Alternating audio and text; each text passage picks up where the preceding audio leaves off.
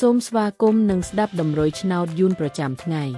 ដើម្បីជាកម្លាំងចិត្តសូមពុកម៉ែបងប្អូនចុច like និងសញ្ញាជាវម្នាក់មួយផងដើម្បីទទួលបានតម្រុយថ្មីប្រចាំថ្ងៃ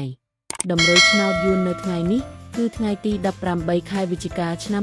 2025ដើម្បីកុំឲ្យខាតពេលយូរសូមស្ដាប់តម្រុយឆ្នោតពី admin មានលេខ44 88 66 73សម្រាប់ប៉ុស្តិ៍APCD សម្រាប់លេខ OSAD មាន2គ្រាប់គឺ OS ខ្ទង់60និង90សម្រាប់3លេខគឺ admin មាន2គ្រាប់ផងដែរគឺមានលេខ759គុណ